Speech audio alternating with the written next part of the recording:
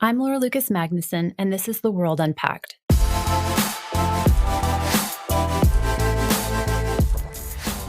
In January, the coronavirus was not yet categorized as a pandemic by the World Health Organization. Back then, the virus had infected few people outside the epicenter, but the Saudi embassy in China quickly began repatriating its citizens. Doctors in Saudi Arabia are bracing for the worst. The health ministry expects a rise of up to 200,000 coronavirus infections within weeks. Every year, around 8 million Muslims make the journey to Saudi Arabia to worship in the holy cities of Mecca and Medina. So far free of coronavirus, the kingdom has temporarily suspended entry to those visiting to do the Umrah pilgrimage, and tourists from countries...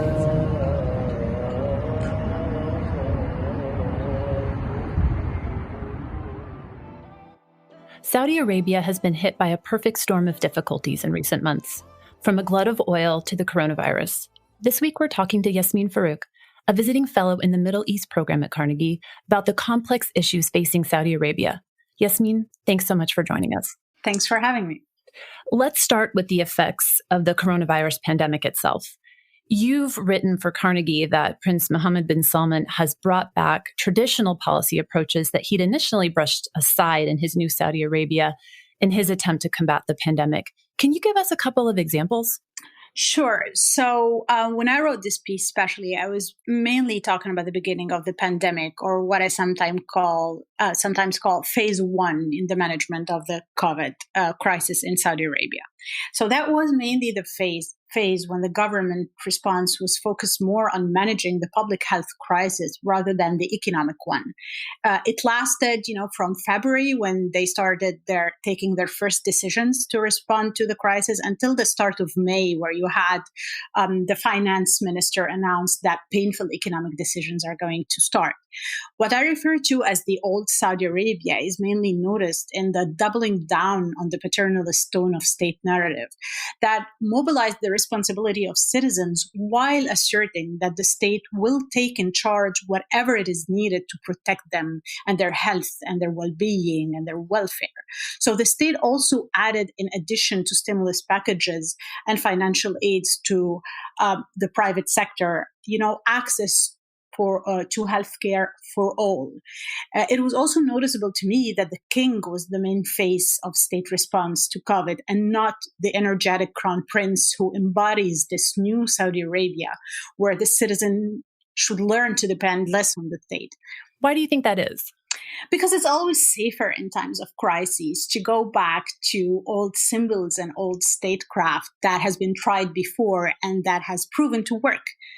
And other aspects of it was, for example, making the narrative more inclusive in a way that was remarkably different to me from the wave of hyper-nationalism and a state focus on the youth as, the two main landmarks of this new Saudi Arabia. Also, in response to your question to why that is, I think it has also to do with the public health nature of the crisis itself. The state needed, the support of the entire population. It needed to go back to traditions that were set and practiced and accepted by everyone. And this also included, by the way, asking the religious establishment to play an active role in supporting the sensitive decisions taken in the public sphere. And that this reliance or this call for the religious establishment's support came after 2 years where, again, a landmark of the new Saudi Arabia was restricting religion in the public space. But again, Laura, all this was mixed with features of the new Saudi Arabia, meaning the reliance on e-governance, calling on citizens being more responsible, and so on and so forth. Yeah, and so your answer gets to sort of the differences in the way that the United States and the Saudis themselves understand this Vision 2030. The United States has really focused on the economic modernization piece, but there are other elements to that plan that speak to the overall modernization of state and society that you just mentioned. So how should we see the future of these reforms overall, given the pandemic? Tell us a little bit more. So look, if you go and spend some time in Saudi Arabia, or if you read the Saudi press in Arabic, the press that addresses the Saudi audience and not the English press that is addressed to expats or the West, you will know and notice that the leadership has constructed Vision 2030 as a holistic vision for the state and society and not just the economy. The most important point of selling Vision 2030 to the international community and especially to the West was definitely the economic diversification. But the new Saudi Arabia that the vision talks about and embodies includes transforming governance, state-society relations, culture, education, health services, and even identity. So yes, there is no doubt that the economic component was already advancing slower than announced and will take a huge hit, and this is not a surprise to many. However, other aspects related to all the things I just talked about, e-governance, social liberalization, restructuring the public space, and some economic aspects will continue for better or for worse. And I think it was a deliberate strategy from the leadership to include as many changes as possible in the vision in order to make it harder to assess precisely the success or failure of the vision, or to say, it has worked or it hasn't worked, especially from a domestic point of view, especially that it is the crown prince that is supposed to be the vision, the symbol, of this vision. We'll come back to Vision 2030 in a couple of minutes, but I also wanted to get into the differences between the U.S. response and the Saudi response, or maybe similarities. I understand that rising nationalism has also been a hallmark of Saudi dialogue around COVID. What do you see as significant between the U.S. and Saudi approach, similarities or differences? So this answer is going to be a bit long because actually the comparison is quite interesting. Saudi Arabia, contrary to the United States, has really reacted swiftly and decisively to COVID. Experts have already started engaging in the debate of why so. And one of the answers so far is it's because of the nature of the regimes, whether it comes to Saudi Arabia and the US, or any comparison between a democracy and an autocracy. Defending an argument saying that it is easier to impose restrictions to society when you're in an autocracy than when you are in a democracy. But to be honest, there is an element of that, especially that heavy fines and even potential prison sentences were progressively imposed in Saudi Arabia to punish violators and really to dissuade those violators of state decisions, whether it comes to curfews, lockdowns, assemblies, or others. But as I said, the Saudi leadership decided to give primacy to traditions, so reassuring people. But also it gave really priority in COVID decisions to public health experts and to health experts. And this has supported the public's trust in the government, especially that with the lack of independent and outspoken expert voices, or even of an independent civil society that would discuss and expose alternative policies. The government has also deployed its full capacity and resources and eventually made them accessible to all. So not only to its population or to nationals, but also to expats and even to illegal migrants due to a realization that labor camps were becoming actually a hub and continue to be a hub for COVID inside Saudi Arabia. So talk more about that trust. Sorry, just to interrupt, the building of trust. So has the public embraced this return to traditionalism in a sense? Yes, because again, as I said, it was mixed with this modern face of a new Saudi Arabia where technical expertise is very much valued and is very much put at the forefront. So, the king just appeared and made just one discourse at the beginning of the crisis, but there were daily briefings by the spokesperson of the Ministry of Health, Saudi officials from the ministry, and also the Minister of Health himself, were freely referring to their previous experiences, including the bad experiences, the lessons they have learned from managing Hajj and Umrah, the pilgrimage, whether seasonal pilgrimage or the annual pilgrimage to Mecca, that actually gave the Saudis a lot of expertise. Their cooperation that started, with even the US CDC, or even the developed cooperation with the WHO. So all of this is actually belongs to this new Saudi Arabia that really is about technical expertise and the employment of this technical expertise. It also helped Laura that they didn't politicize the crisis and they didn't politicize the management of the crisis. Now, of course, this has to do with the fact that there are no opponents to the current political leadership. So you don't need to. But it doesn't mean that they did not use it politically. They used what is deemed as a success in the management of the public health crisis in order to press citizens to accept the economic austerity measures that came in later. So the narrative became, so the leadership had your back when it came to your health and well-being. Now you need to have the state's back when it comes to the economy. And this is where, the hyper-nationalism that you mentioned kicked in. In a way, when austerity measures started, you had a doubling down on the narrative of, those who don't abide by state directives or those who will criticize the economic decisions are not patriotic enough. And this got into an already open discussion on social media, but also in the Saudi press that is controlled about, what does being patriotic mean? And about the rise of the exchange of accusations, whether on social media or elsewhere in the public sphere, of not being loyal or of not being patriotic enough. I also have to say that there was another political use of what was deemed to be successful management of the public health crisis in order to criticize the generalized, quote-unquote, West. There were a lot of articles in state media and a lot of discussions on Twitter. And why do I refer to Twitter? Because there is evidence and research about the use of Twitter by the Saudi state to, deliver a dominant narrative or give the impression that there is a dominant narrative.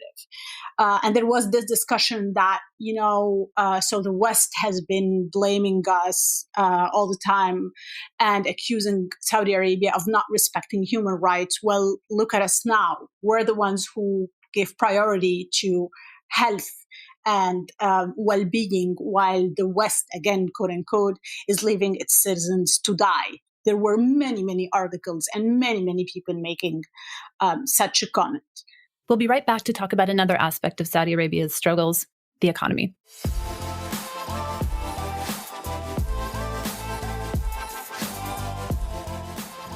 Plummeting oil prices and an economic slump. Saudi Arabia is rich in oil resources. But the pandemic has squeezed its economy, and the kingdom has been forced to cut costs. It's Saudi Arabia that we pivot to. The finance minister, Mohammed Al-Jadaan, says the government is planning to cut spending and triple VAT to 15%. Finance Minister Mohammed Al-Jadaan has said in a statement, these measures are painful but necessary to maintain financial and economic stability over the medium to long term. إن المرحلة المقبلة ستكون أكثر صعوبة على المستوى العالمي لمواجهة انتشار السريع. So Yasmine, we've just talked about Vision 2030 from the social side, and you lightly touched on the economics. The vision had been to diversify the economy away from oil and the state.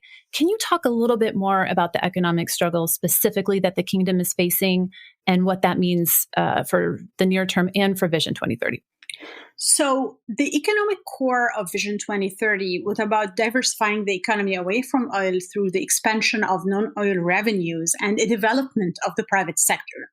So the state started imposing taxes, fees, and levies and reducing subsidies, and also developing sectors such as entertainment, tourism, technology, petrochemicals, and trying to make the kingdom a regional hub for transport, for foreign direct investment, but also significantly increasing the kingdom's investments abroad. The plan also included developing these sectors while opening more jobs to Saudis. Saudi Arabia has a high unemployment rate among youth. It's up to 12%. It can go up or down. It has been going up or down, and especially down, but it's around 12%. And the idea was to make more jobs in the private sector in order to reduce the dependence on the state, and while reducing, as I said, high unemployment. However, Laura, implementing this vision depends on state resources and on the state spending to develop it. The state in Saudi Arabia is the biggest spender and employer and developer in the economy. And state revenues in Saudi Arabia are still mainly dependent on oil revenues and hence on oil prices. And even the development of the private sector and new economic sectors away from oil depended so far on state spending to build the infrastructure and attract private investors from inside and outside the country. So this kind of combination or convergence then of the glut of oil plus the pandemic, preventing things like expansion of transport must have been a real double whammy. Exactly, because again, in addition to the hit to oil resources, to oil prices, the sectors that the state was trying to develop in order to increase its non-oil revenues were the hardest hit, or continue to be the hardest hit by COVID-19. So we're talking about entertainment, we're talking about tourism, we're talking about transport. And so, yes, the economic component of the vision has been hardly hit. So are there any further steps or reforms that might help the country mitigate this economic strain that MBS has not yet taken? So I've been reading a lot about this because, it's... Again, you've had the economic reforms recommended for Saudi Arabia has been there for decades, and even Saudi officials themselves would recognize this. But according, to recent articles written after COVID, I think like a lot of economies in the Middle East, the Saudi economy needs, and here I'm quoting two really prominent, IMF experts, it needs increased transparency and information availability to reduce citizen and investors' mistrust of authorities when it comes to the economy. I think in addition to transparency and information availability, I think a better and fairer distribution of wealth and revenue is also definitely needed in order to limit the economic hardship on citizens who are in need and to maintain the stability that actually the Saudi leadership needs while implementing reforms. Also, and again, this is something that all economic experts have called for. There is a need for a fair competition in the economy in general, a competition that does not privilege those who are close to the regime or even members of the royal family themselves, but even fair competition when it comes to access to government jobs. And that could actually be good in increasing the productivity and increasing revenues for the state. Yet I have to say something, Laura. There's a reason why all those reforms were called for decades. It's because those reforms have the potential to erode the state's repressive control of information and even dominant role in the economy that gives privilege to the regime and to its clients. Also, in general, the state and the IMF were for years trying to downsize the public sector employment, for example, and ending nepotism in the public job sectors. But this will also have an impact on loyalty to the regime, since, employment the state is one tool in the hand of many autocratic states to guarantee loyalty from large sectors of society. Yeah, let's talk more about that. With austerity measures having a direct impact on citizens, how likely do you think that will cause any potential unrest, or will this impact be felt in different ways? So that's $1 million question that many political scientists failed to answer before the Arab Spring, for example. The question of, do you think there's going to be social unrest? Look, it is true that in the case of Saudi Arabia, for historical and structural, social, political, and economic reasons, in Saudi Arabia and other Arab monarchies, we have seen that they were less hit, for example, by the 2011 wave of demonstrations, or by what has been recently called, for example, the Arab Spring 2.0, when we've witnessed demonstrations in Sudan, in Algeria, but also in Iraq, for example. Right. One thing I can say is we should be careful with the use of the word widespread when talking about social unrest in Saudi Arabia. There are so many ifs when it comes to that. Like, if this happened, yeah. If this happened, maybe. And as we just said, the majority of the Saudi workforce, for example, is employed by the state with already generous basic salaries to which subsidies, allowances, raises, and other benefits were added. I was talking to a Saudi friend the other day, and I was thinking, would they risk their jobs to go out and join a social unrest? It's really, we don't know. We don't know, because they this is their revenue. But at the same time, there are other structures and other considerations and other networks that may play a role in mobilizing them. In general, over the past decade, including in the era of the current king, King Salman, so starting 2015, any potential for socioeconomic unrest in opposition to political unrest. So for socioeconomic unrest, any potential of it was met by state spending. The state just giving money to avoid it to become widespread. So the question about the availability of this money is indeed valid. Does the state this time have enough money to throw at people in case it senses some kind of social unrest in the making? And, while many economists would say, no, it is not sure this time, because the COVID impact is really unprecedented, and so is the hit in the oil market when it comes to oil prices. Saudi Arabia is not the most transparent of states when it comes to its finances and budget. And in addition to this question of whether the money is available or not, I would add that the remarkably increased repression in Saudi Arabia in this situation might become actually double-edged. On the one hand, it could, dissuade social unrest for a long time. But on the other hand, it cannot do this forever. And it can actually become, another reason for people to explode in the face of the state. Yeah, complex, to say the least. We'll be right back to look at the impacts on Saudi Arabian foreign policy.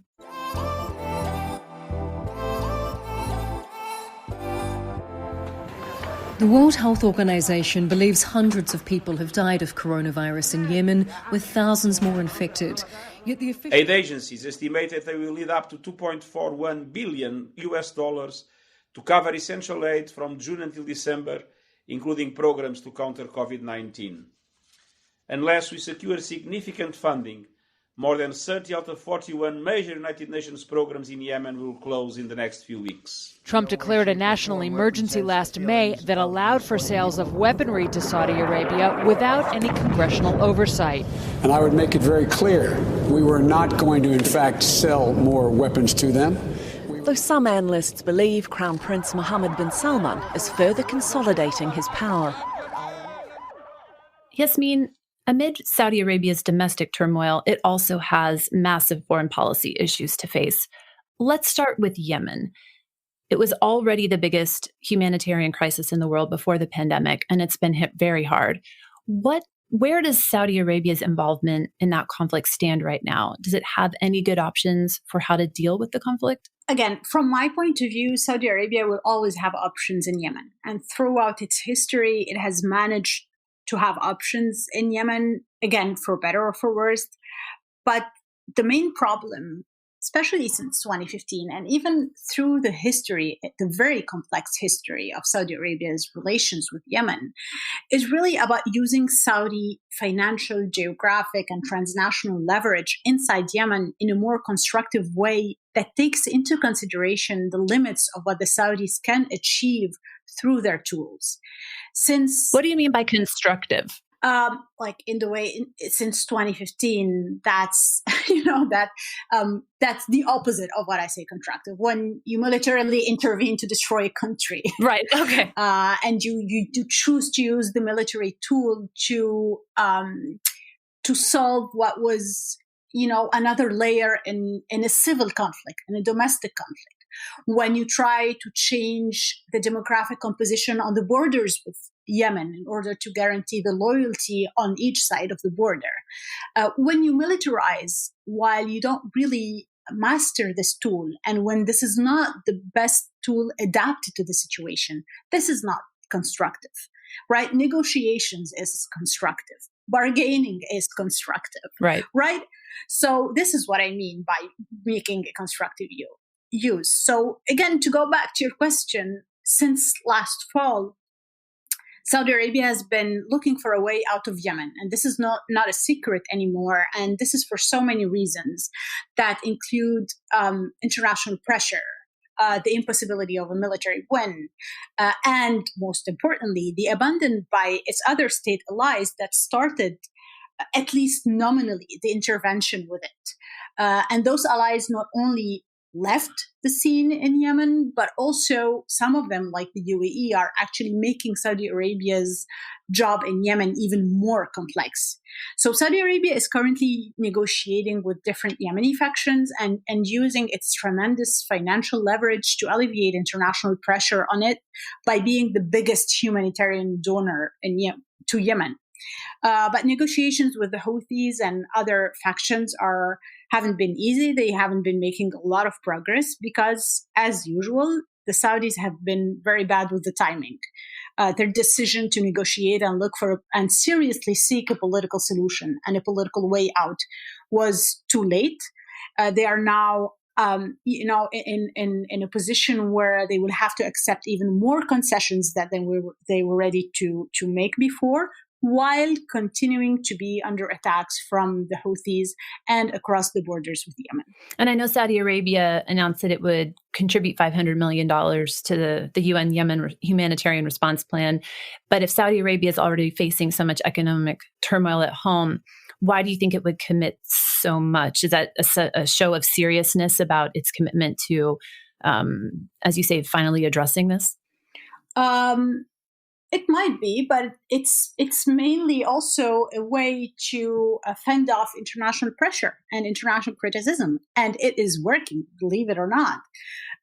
It is the biggest donor, the UN and other UN agencies, if you talk to them, they need this money. They cannot function without this money. And this money has de facto prevented, open and sufficient criticism to Saudi Arabia from official agencies and from the states for what it's doing in Yemen. There is also a national security concern here. Saudi Arabia, yes, this money is used for political reasons, but also Saudi Arabia needs a stable Yemen. It will need to reconstruct Yemen for the sake of its own security. Yeah, and I understand 25 million of that is also to combat the virus, which would be, very clearly in Saudi Arabia's interest as well. Let's turn to the U.S.-Saudi relationship, which has also been in the news quite a bit. The Trump administration, I should say, is considering defying Congress to allow a $478 million arms deal. What is the conversation like in Saudi Arabia about the United States? So the conversation has definitely evolved since 2016. Right. The Saudis have progressively learned, I guess, that with Trump, they have to be careful what they wish for. The two sides, whether in Washington or in Riyadh, had too high of expectations from each other. But disastrous management of the relationship on both sides has gradually tempered those expectations, both in Washington and in Riyadh. So in Riyadh, President Trump remains Saudi Arabia's best bet. He shielded the country from any consequences of its policy decisions. He shielded even personally the leadership. But again, he also frustrated this leadership when it comes to the U.S. engagement in the Middle East. On Iran, on Syria, on Qatar, the Saudis were disappointed by the American unilateral and sometimes fluctuating policy that didn't take into consideration Saudi interests or even consult with Riyadh in some cases of U.S. actions. Saudis also lately realized that the Trump administration's management of the successive Saudi-made catastrophes has entangled them in the polarization of domestic U.S. politics in a way that is putting into question not just how special this partnership needs to be, but actually whether the U.S. needs a partnership with Saudi Arabia. But then again, President Trump remains their best bet. So Saudi official media and pro-regime Twitter accounts even use President Trump's own jargon to target opponents of Saudi Arabia and Trump himself. So you would find in Saudi media references to quote unquote the radical left, or, talking a lot about how Democrats are trying to conspire against Saudi Arabia and against President Trump. There's even this, talk about the Obama line, or I don't know how to call them because, in Arabic it's easier, but, I was told they are called the Obama knots in English, or the Obamians. I don't know. Obama knots. Yeah, like okay. the followers of the Obama line on foreign policy and in domestic politics. So, they still bet on President Trump while trying to hedge this bet by trying to reach out to Democrats in the last few months. Yeah, I mean, I would imagine the U.S. election, weighs a lot on them as it does sort of around the world. And one of the things that's been sort of top of the U.S. election cycle has been the U.S.-China relationship. It's related to trade, related to COVID. And I would imagine that the tension in that relationship, meaning U.S. and China, could affect Saudi Arabia as well. Can you talk a little bit about how the themes, the global themes, international themes within the U.S. election, few as they are affecting Saudi Arabia's calculus? So let me start with a general note about the Saudi behavior during elections, how I expect it to be, how it is, and how I wish for it to be honest. Okay. During this election phase, I think the Saudis will need to be extra careful not to add to President Trump's troubles by, any action that could embarrass him or defy his foreign policy objectives in the region or beyond.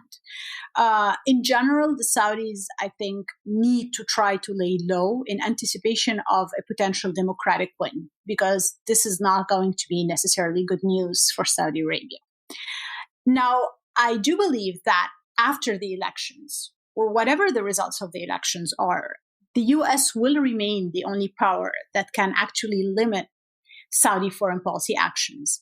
And I think the U.S. should do that, should try to weigh in on some Saudi foreign policy actions guided by the U.S.'s own interests that should include long-term stability in the Middle East, and not a vision that is, based on short-sighted or one-dimension vision, like saying, the U.S. doesn't need Saudi oil anymore, so we shouldn't care about their foreign policy and we shouldn't care about their security, or that, we have tried using the military tool, whether military cooperation or military intervention in the Middle East, and it hasn't worked. So let's turn our back on all Middle Eastern countries, including Saudi Arabia, or by doing the opposite of over-empowering Saudi Arabia and letting them do what they want. I think the United States will continue to be a very important factor in Saudi foreign policy decisions, whether it is a Democrat or a Republican. And it is up to the United States to use this leverage or not for its own interest. However, just like on China. Yeah. Can you talk a little bit more about how that might play out in that case study? So here's the thing. If you take the case of China, the United States should recognize that if it wants to retreat from the defense of Saudi Arabia and other Gulf members in the Middle East, which is completely legitimate and asked for in the United States, then it should not expect those countries, whether Saudi Arabia or any other country, to continue exclusively prioritizing U.S. interests in the region, including military interests. So any void that the U.S. will leave, whether politically or militarily or economically, by the way, is going to be filled by one power or the other. And this power could be China and could be another one. In the case of China, China is the biggest client for Saudi oil. It is a country that is willing to invest and receive Saudi investments, that is even willing to arm Saudi Arabia without bothering Saudi Arabia with human rights and international law, right? China has technology, it has an economic and governance models that actually appeal to Saudi autocrats. It is also a veto power in the UN Security Council. So the United States should expect that the Saudis will want the Chinese to play a role, especially if they feel that they no longer have, the U.S. security and defense umbrella as they see it. And I think that Saudi Arabia and other Gulf countries, but especially if you're talking here about Saudi Arabia, I think they will want to have it both ways. They will try to procrastinate taking sides in this U.S.-China spat that is being revealed right now. So, Yasmine, in addition to China, Israel-Palestine is likely something that will be affected by this election, although maybe that's a truism. Talk a little bit more about that dynamic. So I think in the Israeli-Palestinian file, as is increasingly the case with China, the United States has been pushing Saudi Arabia to go beyond its comfort zone. And the Crown Prince of Saudi Arabia, Mohammed bin Salman, has been responsive to this pressure, but he has been really incapable to go as far as the Trump administration wanted him to go in terms of putting pressure on the Palestinians and expanding relations with Israel. Saudi Arabia is really, it's not Bahrain, it's not the UAE, because I've heard a lot in DC this comparison that, look at Gulf countries are doing this and that with Israel. Saudi Arabia is different. Saudi Arabia has a public opinion and an international weight and influence that it needs to factor in its policy in the Arab-Israeli conflict, and not just, pleasing the United States or continuing to have the US support or Israel support against Iran, for example. Now, it doesn't mean that the Saudi policy in this file hasn't changed. It has. But if the Trump administration continues to push for Saudi public rapprochement with Israel and public abandonment of the Palestinians, the political price that the Saudi leadership might have to pay domestically and internationally will make Saudi Arabia actually lose the very prominent status that the Americans hope to capitalize on in order to shift a regional geopolitics towards Israel. In other words, it would discredit Saudi Arabia and make it lose the leverage that the Americans actually want to use in this file. With everything we've just discussed, what is your assessment of MBS and the regime and what's next for them? So I think the biggest risk for the Crown Prince, more than the king, we're talking about the Crown Prince mainly here, is that he keeps on adding to the list of his enemies from inside and outside the state and even the country, right? For example, the two latest additions to his list of potential enemies or opponents, let's say, is one, those who will be targeted inside Saudi Arabia by the combination of austerity and increased repression. And then we've seen the last addition from, outside the country with the Republicans from oil states that were hard hit by the Saudi price war with Russia, for example. So I continue to think that the Crown Prince's accession to the throne is still not as smooth as we think. And we always have to remember that things take time in Saudi Arabia. So even if he has been swift in centralizing power, his counterparts and potential avengers may not be as quick as he is, but it doesn't mean that any potential action against him is excluded or that quickness means total long-term control. The real danger to all autocratic leaders, Laura, come when various actors and networks from inside and outside the state and the country find themselves on the same side at the same moment and willing to work together to remove the same enemy. Now, they might not all agree on who's going to replace him, right? But they agree that they don't like him. They want him gone, that he has a bad impact on their lives. And I think this is what happened during the Arab Spring, by the way. You had many actors from many sectors in society and in the state and in international powers that whose interests coincided at a moment that removing or toppling and responding to social demands is actually in everybody's interest. And I don't think that this is excluded in the case of Saudi Arabia. Yasmine, thank you for joining us. Thank you for having me. And thank you to everyone for listening. Till next time. Thank you for listening to The World Unpacked, produced by the Carnegie Endowment for International Peace. We're grateful for your listen and eager for your feedback. We welcome your emails at podcasts@ceip.org. And please rate and review us on iTunes, Spotify, or wherever you get your podcasts. You can find me, Laura Lucas Magnuson, on Twitter, @Laura L. Magnuson. These discussions are only made possible by our wonderful team behind the pod. Our audio engineer is Tim Martin, and our executive producer is Maya Krishna Rogers. We'll see you next time.